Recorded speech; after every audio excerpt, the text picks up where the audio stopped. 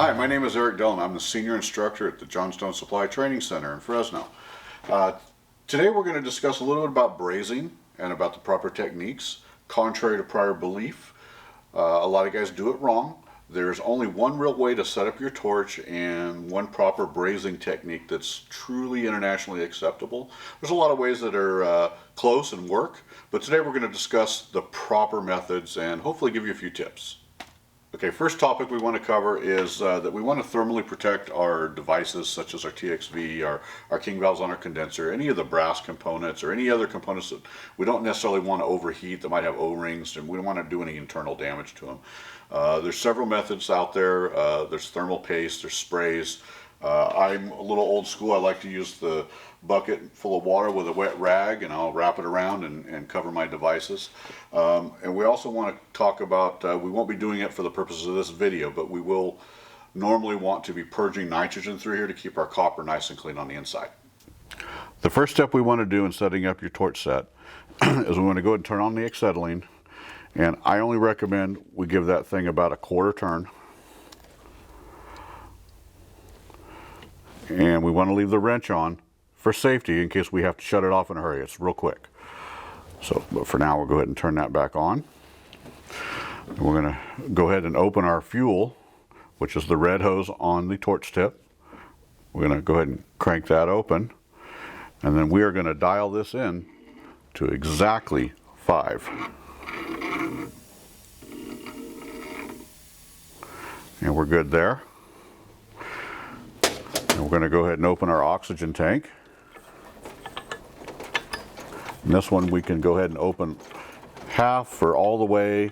I usually just go ahead and open it all the way just to be done with it.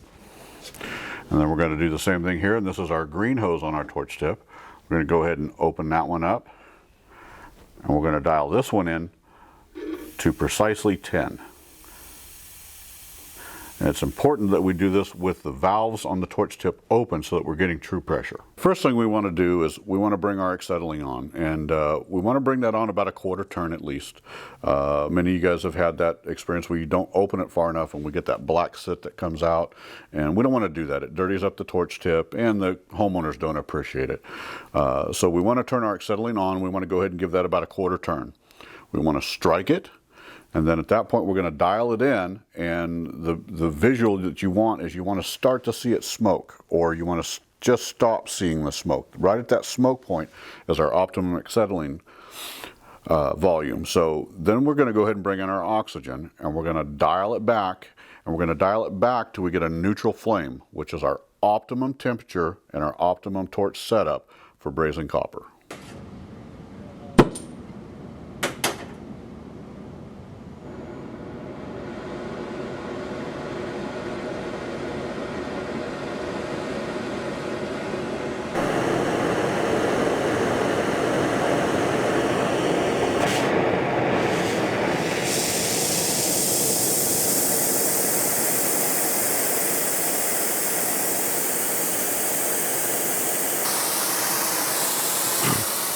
It is very important that we heat the cup.